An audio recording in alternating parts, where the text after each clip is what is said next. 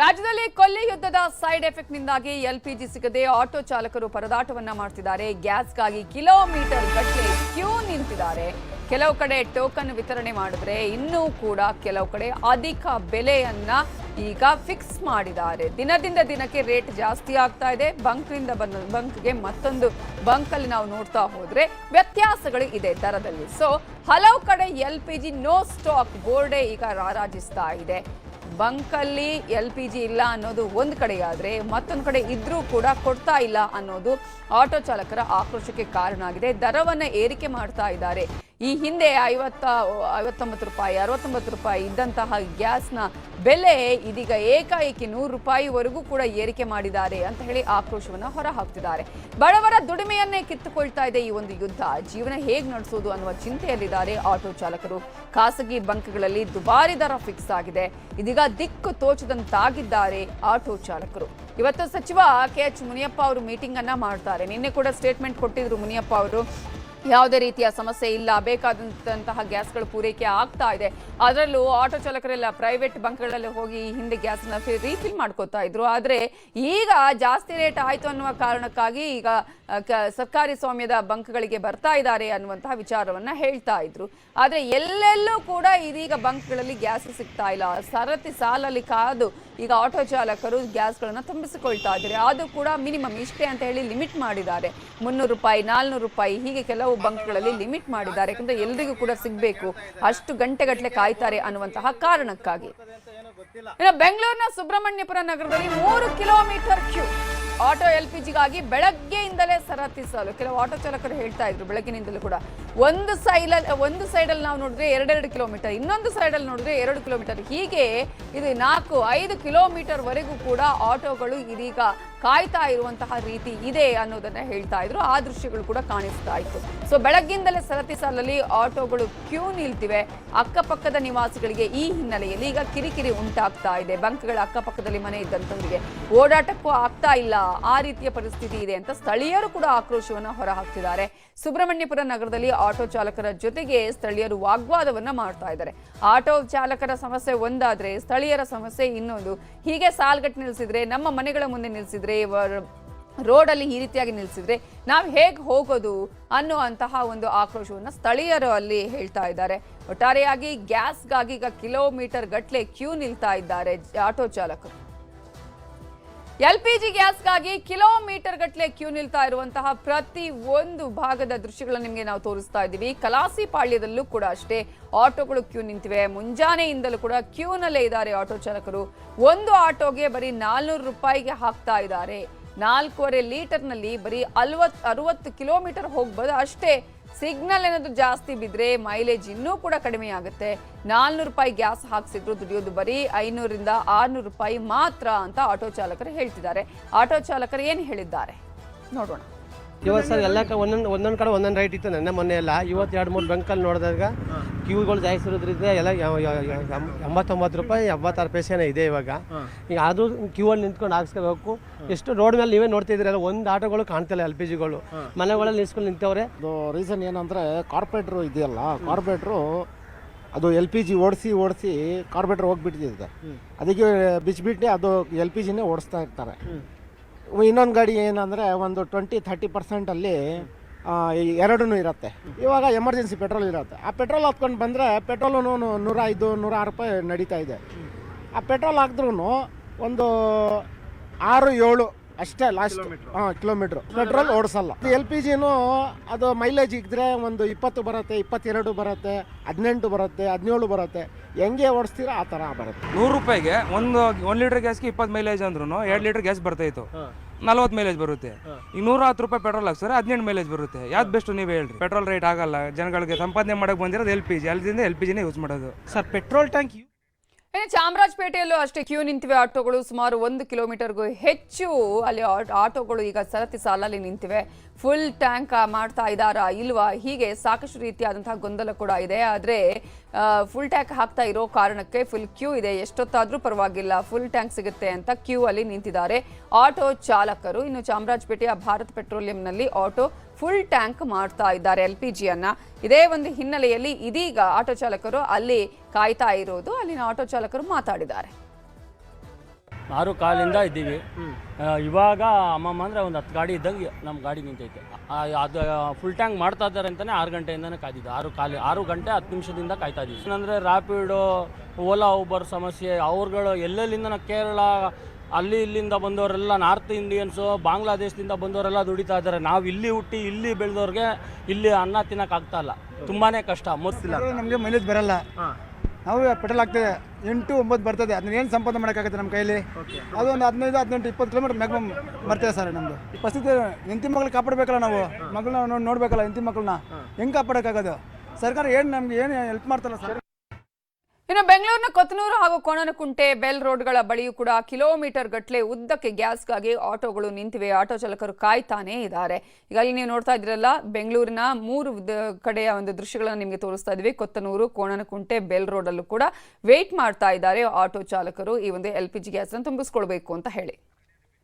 ಬೆಂಗಳೂರಿನ ಮಾಗಡಿ ರೋಡಲ್ಲಿ ಗ್ಯಾಸ್ ಸಿಗದೆ ಗಲಾಟೆಯನ್ನೇ ಮಾಡಿದ್ದಾರೆ. ಗ್ಯಾಸ್ ಬಂಕ್ ಸಿಬ್ಬಂದಿಯ ಜೊತೆಗೆ ಚಾಲಕರು ಗಲಾಟೆ ಮಾಡಿದ್ದು ಗ್ಯಾಸ್ ಬೇಕೇ ಬೇಕು ಅಂತ ಹೇಳಿ ಚಾಲಕರು ವಾಕ್ ಸಮರವನ್ನ ಮಾಡಿದ್ದಾರೆ. ಬಂಕ್ ಸಿಬ್ಬಂದಿಯ ಮೇಲೇನೆ ಕೆಲವರು ಹಲ್ಲೆಯನ್ನ ಪ್ರಯತ್ನ ಕೂಡ ಮಾಡಿದ್ದಾರೆ. ಅಲ್ಲಿ ತಾಳ್ಮೆ ಕಳ್ಕೊಂಡು ಕೂಗಾಡಿದ್ದಾರೆ ಆಟೋ ಚಾಲಕರು. ಈಗ ಒಂದಲ್ಲ ಎರಡಲ್ಲ ಹಲವು ದಿನಗಳಿಂದಲೂ ಈ ರೀತಿಯಾಗಿ ಸಮಸ್ಯೆ ಆಗ್ತಾ ಇದೆ. ಹಾಗಾಗಿ ಈಗ ಅವರ ಆಕ್ರೋಶದ ಕಟ್ಟೆ ಹೊರಟಿದೆ. ಹಾಗಂತ ಹೇಳಿ ಬಂಕ್ ಸಿಬ್ಬಂದಿ ಏನ್ ಮಾಡೋದಕ್ಕಾಗತ್ತೆ? ಅವ್ರ ಮೇಲೆ ಇವ್ರು ಜಗಳ ಮಾಡಿದ್ರೆ, ಇವ್ರು ಗಲಾಟೆ ಮಾಡಿದ್ರೆ ಎಷ್ಟಿದೆಯೋ ಅಷ್ಟು ಕೊಡ್ತಾರೆ ಅವರು. ಆದ್ರೆ ಈ ರೀತಿಯಾಗಿ ಗಲಾಟೆ ಮಾಡಿಕೊಂಡು ಬಂಕ್ ಸಿಬ್ಬಂದಿಯ ಮೇಲೇನೆ ಹಲ್ಲೆ ಮಾಡುವಂಥದ್ದು ಎಷ್ಟು ಸರಿ ಅನ್ನುವಂಥ ಪ್ರಶ್ನೆ ಕೂಡ ಇದೆ. ಯಾಕಂದ್ರೆ ಅವರು ಕೂಡ ಅಲ್ಲಿ ಕೆಲಸ ಮಾಡೋದಕ್ಕೆ ಇರೋದು, ಇವರಿಗೂ ಕೂಡ ಜೀವನಕ್ಕೆ ಅಂತಾನೆ ಇವರು ದುಡಿಮೆಗೆ ಅಂತ ಹೇಳಿ LPG ಗ್ಯಾಸ್ ಹಾಕ್ಸೋದಕ್ಕೆ ಬರ್ತಾ ಇದ್ದಾರೆ.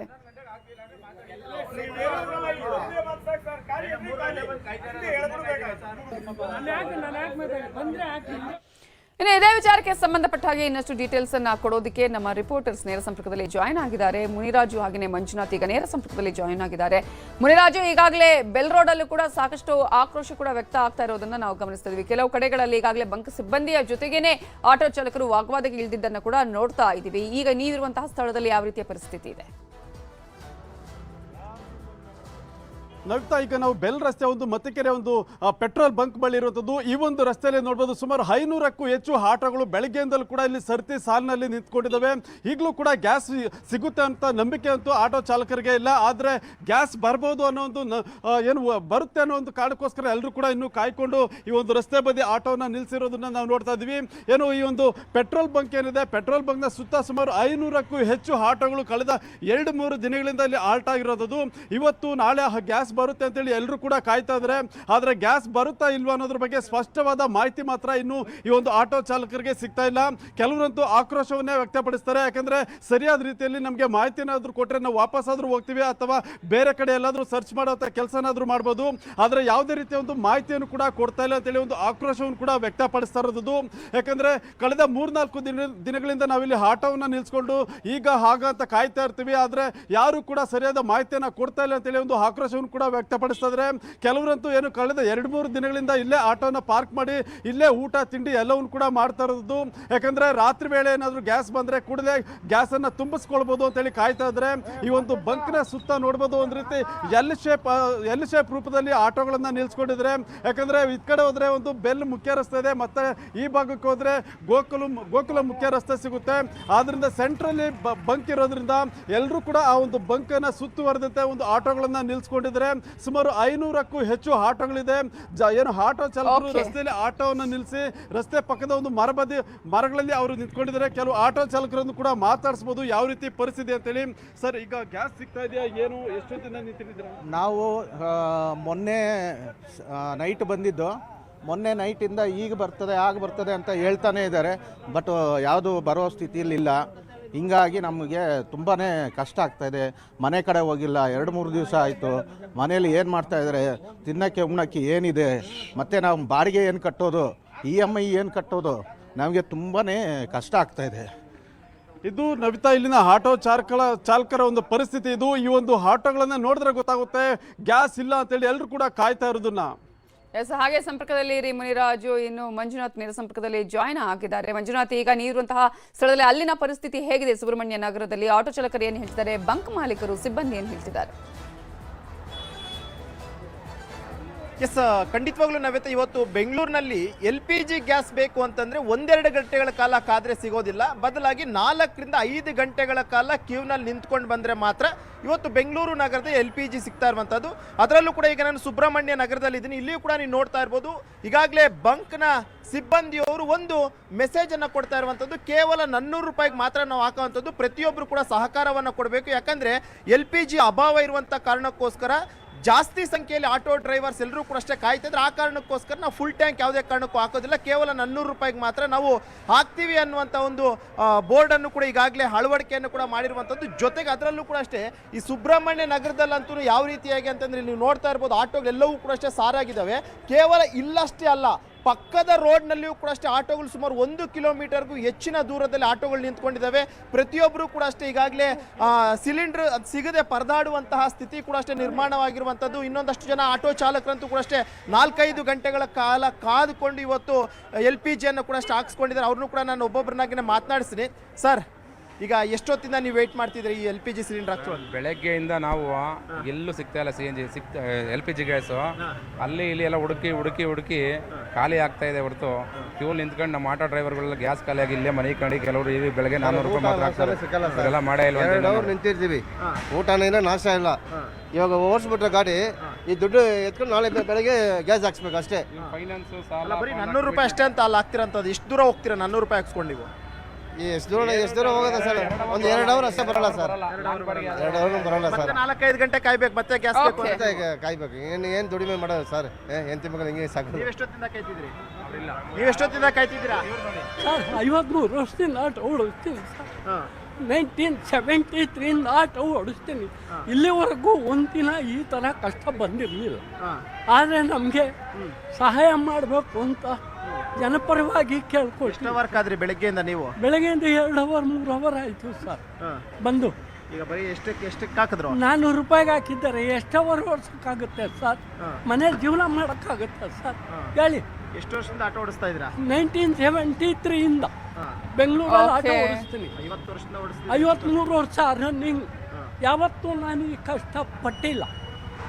ಆಯ್ತಾ? ಪ್ರತಿಯೊಬ್ಬರು ಕೂಡ ಅಷ್ಟೇ ತಮ್ಮ ನೋವನ್ನು ಹೇಳ್ಕೊಳ್ತಿದ್ದಾರೆ. ಈ ಒಂದು ಆಟೋನ ಓಡಿಸ್ಕೊಂಡು ನಾವು ಜೀವನವನ್ನು ಮಾಡ್ತಿದ್ದೀವಿ. ಯಾವತ್ತೂ ಈ ಥರಂಥ ಪರಿಸ್ಥಿತಿ ಬಂದಿರಲಿಲ್ಲ. ಆದರೆ ಇವತ್ತು ಒಂದು 400 ರೂಪಾಯಿಗೆ ಸಿಲಿಂಡರ್ ಹಾಕ್ಸ್ಕೊಳ್ಬೇಕು ಅಂತಂದರೆ ನಾವು 5-6 ಗಂಟೆಗಳ ಕಾಲ ಕಾಯಬೇಕಾಗಿದೆ. ಆ 400 ರೂಪಾಯಿಗೆ ಹಾಕ್ಸ್ಕೊಂಡ್ರು ಬರೀ 2 ಅವರಲ್ಲಿ ಅದು ಮುಗಿದೋಗ್ತಾ ಇದೆ. ಮತ್ತೆ ನಾವು ಗ್ಯಾಸ್ ಬೇಕು ಅಂತಂದರೆ ಮತ್ತೆ 4-5 ಗಂಟೆಗಳ ಕಾಯುವಂಥ ಸ್ಥಿತಿ ಇವತ್ತು ಬೆಂಗಳೂರಿನಲ್ಲಿ ಎದುರಾಗಿದೆ ಅನ್ನುವಂಥ ಒಂದು ನೋವನ್ನು ನ್ಯೂಸ್ 18 ಮುಖಾಂತರವಾಗಿ ತೋಡ್ಕೊಳ್ತಾ ಇರುವಂತಹದ್ದು. Navitha, thank you Manjunath. ಹಾಗೆಯೇ ಮುನಿರಾಜ್ ಈ ಕ್ಷಣದ ಅಪ್ಡೇಟ್ಸ್ಗೆ. ಇನ್ನು ಬೆಂಗಳೂರು, ಮೈಸೂರು, ಗದಗ, ಹುಬ್ಬಳ್ಳಿಯಲ್ಲೂ ಕೂಡ ಈಗಾಗಲೇ LPG ಗ್ಯಾಸ್ ಖಾಲಿ ಆಗಿದೆ. ಕಲಬುರಗಿ ಸೇರಿದಂತೆ ಬಹುತೇಕ ಕಡೆ ನೋ ಗ್ಯಾಸ್ ಬೋರ್ಡ್ ಅನ್ನುವಂತಹ ಬೋರ್ಡೇ ಕಾಣಿಸ್ತಾ ಇದೆ. ಬಂಕ್ಗಳ ಮುಂದೆ 1-2 ಕಿಲೋಮೀಟರ್ ಉದ್ದಕ್ಕೂ ಆಟೋಗಳು ಕ್ಯೂ ನಿಂತಿವೆ. ದುಡಿಮೆ ಇಲ್ಲ, ಆಟೋ ಚಾಲಕರು ಕಂಗಾಲಾಗಿದ್ದಾರೆ. ಕೇಂದ್ರ ಹಾಗೆಯೇ ರಾಜ್ಯದ ಮೇಲೆ ಒತ್ತಡವನ್ನು ಹೇರ್ತಾ ಇದ್ದಾರೆ. ಗ್ಯಾಸ್ ಪೂರೈಕೆ ಮಾಡಿ, ಸಮಸ್ಯೆಗೆ ಪರಿಹಾರ ಕೊಡಿ ಅಂತ ಹೇಳಿ. ಯುದ್ಧದ ಎಫೆಕ್ಟ್ನಿಂದಾಗಿ LPG ಗ್ಯಾಸ್ ದರದಲ್ಲೂ ಕೂಡ ಏರಿಕೆಯಾಗಿದೆ. ಈಗಾಗಲೇ ನಾವು ಬಂಕ್ಗಳಲ್ಲಿ ನೋಡ್ತಾ ಇದ್ದೀವಲ್ಲ, ಒಂದೊಂದು ಬಂಕಲ್ಲಿ ಒಂದೊಂದು ದರವನ್ನು ಈಗ ನಿಗದಿ ಮಾಡ್ತಾ ಇದ್ದಾರೆ ಕಂಪನಿಗಳಿಗೆ ತಕ್ಕ ಹಾಗೆ. ಗದಗ, ಹುಬ್ಬಳ್ಳಿ, ಕಲಬುರಗಿಯಲ್ಲೂ ಕೂಡ ಆಟೋ ಚಾಲಕರು ಸಂಕಷ್ಟವನ್ನು ಅನುಭವಿಸ್ತಾ ಇದ್ದಾರೆ. ಸರ್ಕಾರಕ್ಕೆ ಒಂದು ವಿಶೇಷ ಬೇಡಿಕೆ ಕೂಡ ಇಟ್ಟಿದ್ದಾರೆ ಆಟೋ ಚಾಲಕರು. ಉಚಿತ LPG ಹಾಗೆಯೇ ಪೆಟ್ರೋಲ್ ವಿತರಣೆ ಮಾಡಬೇಕು, BPL ಕಾರ್ಡ್ ಹೊಂದಿದ ಆಟೋ ಚಾಲಕರಿಗೆ ಕೊಡಬೇಕು. ನಮ್ಗೇನು ದಿನದ ದುಡಿಮೆ ಆಗ್ತಾ ಇಲ್ಲ, ಮನೆ ನಡೆಸೋದೇ ಕಷ್ಟ ಆಗಿದೆ ಅಂತ ಹೇಳಿ ಸರ್ಕಾರಕ್ಕೆ ಮನವಿಯನ್ನ ಮಾಡಿಕೊಳ್ತಿದ್ದಾರೆ. ದುಡಿಯೋ ಜೀವಿಗಳಿಗೆ ಉಚಿತವಾಗಿ 2 ಲೀಟರ್ ಗ್ಯಾಸು ಮತ್ತು ಪೆಟ್ರೋಲ್ ಇದ್ದ ಗಾಡಿಯವರಿಗೆ 2 ಲೀಟರ್ ಪೆಟ್ರೋಲ್ ಪ್ರತಿನಿತ್ಯ ಉಚಿತವಾಗಿ ಕೊಡ್ರಿ ಅಂತ ನಾನು ಈ ಸಂದರ್ಭದಲ್ಲಿ ಕೇಳ್ಕೊತೀನಿ. ಯಾಕೆ ಅಂದರೆ ನೀವು ಬಡವರ ಪರವಾಗಿ ನಡೆಸ್ತಾ ಇರುವಂಥ ಸರ್ಕಾರ ಇವತ್ತು ಬಡವರ ಆರ್ಥಿಕ ಸ್ಥಿತಿ ಕೊರೋನಾದಿಂದ ಇಲ್ಲಿವರೆಗೂ ಕೊರೋನಾ ನಮ್ಮನ್ನು ಮನೆಯೊಳಗೆ ಕುಂದ್ರಿಸಿ ಹಾಳು ಮಾಡ್ತು. ಇವತ್ತು ಬೀದಿ ಒಳಗೆ ನಾವು ಅಡ್ಡಾಡ್ತೀವಿ ಅಂದರೂ ಕೂಡ ಜನರು ಗ್ರಾಹಕರು ದಿನನಿತ್ಯ ಮನೆಗೆ 1 kg ಎಣ್ಣೆ ಒಯ್ಬೇಕಂದ್ರೆ ಭಾಳ ತ್ರಾಸ ಐತೆ ಸರ್. ಕಸ್ಟಮರ್ ಯಾರು ಹತ್ತವಲ್ಲ ಸರ್. ಒಂದು 5 ನಿಮಿಷ ಅಂದ್ರೂ ಕುಂದ್ರಂಗಿಲ್ಲ ಸರ್. ನಮ್ದು ಅರ್ಜೆಂಟ್ ಕೆಲಸ ಐತಿ, ನಾವು ಹೋಗಬೇಕೀಗ ಅಂತಂದು ಹೇಳಿದ್ರೆ 1 ಲೀಟ್ರ್ ಮುಂಚೆ 59 ಪೈಸೆ 60 ಪೈಸೆ ಐತೆ ಸರ್. ಈಗ ನೋಡಿದ್ರೆ ಸರ್ 97 ರೂಪಾಯಿ ಆಗ್ಯದ ಸರ್. ನಾವು ಹೆಂಗೆ ಜೀವನ ಮಾಡ್ಬೇಕು ಸರ್ ಇದು ಹಿಂಗಾದ್ರೆ? ಮತ್ತು ಮನೆ ಬಾಡಿಗೆ ಕಟ್ಬೇಕು. ಮನೆ ಬಾಡಿಗೆ ಐತಿ 4,000 ರೂಪಾಯಿ. 105 ರೂಪಾಯಿ ಚಿಲ್ಲರ್ ಆಗೈತೆ ರೀ. 3 ದಿನದ ಮಾತ್ರ ಪ್ಯಾಕ್ ಮಾಡಿಟ್ಟು ಇವತ್ತು ತೊಗೊಂಡು ಬಂದೇವ್ರಿ. ಈಗ ಸ್ಟಾರ್ಟ್ ಆಗೈತಿ, ಇವತ್ತು ಹಾಕ್ಸಾಕತ್ತೀವಿ ರೀ. ರೇಟ್ ಜಾಸ್ತಿ ಆಗೈತೆ ರೀ. ಅವು ಎಲ್ಲಿ ಸಿಗೋಲ್ರಿ. ಪೆಟ್ರೋಲ್ಗಿಂತನೂ ಜಾಸ್ತಿ ಆಗೈತೆ ರೀ ಅದು. ಸಮಸ್ಯೆ ಅಂದ್ರೆ ಸಮಸ್ಯೆ ಅಲ್ರಿ, ಈಗ ಎಲ್ಲ ಅಡ್ಡಾಡಕ್ಕೆ ಮತ್ತೆ ಏನು ಎಷ್ಟು ರೇಟ್ ಆದರೂ ಹಾಕಿ ಹೊಡೆಯಬೇಕಲ್ರಿ. ಕಂಪ್ನಿ ಬಾಡಿಗೆ ಫಿಕ್ಸ್ ಇರ್ತಾವೆ, ಜೀವನ ನಡಿಬೇಕಲ್ರಿ ಸರ್. ಎಲ್ಲ ಬಂದದವ್ರಿ. ಕಾರವಾರ ಒಂದಷ್ಟು ಸ್ಟಾರ್ಟ್ ಐತಿ, ಇದೊಂದು ಸ್ಟಾರ್ಟ್ ಐತ್ರಿ ಅಷ್ಟೇ ರೀ. ಇನ್ನು ರಾಮನಗರ, ಪುತ್ತೂರಲ್ಲೂ ಆಟೋ ಚಾಲಕರು ಸಮಸ್ಯೆಯನ್ನು ಎದುರಿಸಿದ್ದಾರೆ. LPG ಸಿಗದೆ ಆಟೋಗಳು ನಿಂತಲ್ಲೇ ನಿಂತಿವೆ. ಗ್ಯಾಸ್ ಬಂಕ್ಗಳಲ್ಲಿ ನೋ ಸ್ಟಾಕ್ ಬೋರ್ಡ್, ಕೆಲ ಬಂಕ್ಗಳಲ್ಲಿ ದುಬಾರಿ ರೇಟ್ ಕೊಡಬೇಕು, ನಾವು ಜೀವನ ನಡೆಸೋದಕ್ಕೆ ಆಗ್ತಾ ಇಲ್ಲ ಅಂತ ಹೇಳಿ ಆಟೋ ಚಾಲಕರು ಅಲ್ಲೂ ಕೂಡ ಅಳಲನ್ನ ತೋಡ್ಕೊಳ್ತಿದ್ದಾರೆ. ಧಾರವಾಡದಲ್ಲೂ ಕೂಡ ಗ್ಯಾಸ್ ಸಮಸ್ಯೆ ಎದುರಾಗಿದೆ. ಈಗಾಗಲೇ ಇಡೀ ರಾಜ್ಯದಾದ್ಯಂತ ಎಲ್ಲ ಜಿಲ್ಲೆಗಳಲ್ಲೂ ಕೂಡ ಸಮಸ್ಯೆ ಕಾಣಿಸ್ತಾ ಇದೆ. LPG ಗ್ಯಾಸ್ ಸಿಗ್ತಾ ಇಲ್ಲ. ಆಟೋ ಚಾಲಕರಿಗೆ ಆಟೋಗಳನ್ನು ಓಡಿಸೋದಕ್ಕೆ ಆಗ್ತಾ ಇಲ್ಲ. ಪ್ರತಿನಿತ್ಯ ಆಟೋವನ್ನ ಓಡಿಸಿ ಜೀವನವನ್ನ ಸಾಗಿಸ್ತಾ ಇದ್ದಂತಹ, ದುಡಿಮೆಯನ್ನ ಮಾಡ್ತಾ ಇದ್ದಂತಹ ಆಟೋ ಚಾಲಕರು ಕಂಗಾಲಾಗಿ ಹೋಗಿದ್ದಾರೆ. ಕೆಲವರು ಅಳ್ತಾ ಇದ್ದಾರೆ, ಕೆಲವರು ಆಕ್ರೋಶವನ್ನು ಹೊರ ಹಾಕ್ತಿದ್ದಾರೆ. ಬಂಕ್ಗಳ ವಿರುದ್ಧ ಆಕ್ರೋಶ ಹೊರ ಹಾಕ್ತಿದ್ದಾರೆ. ಕೆಲವರು ಸರ್ಕಾರದ ವಿರುದ್ಧ ತಮ್ಮ ನೋವನ್ನ ಹೇಳ್ಕೊಳ್ತಾ ಇದ್ದಾರೆ. ಹೀಗಾದ್ರೆ ಹೇಗೆ ಅಂತ ಹೇಳಿ ಸರ್ಕಾರ ಕೂಡ ಇದರ ಕಡೆ ಗಮನವನ್ನು ವಹಿಸಬೇಕು. ಮತ್ತಷ್ಟು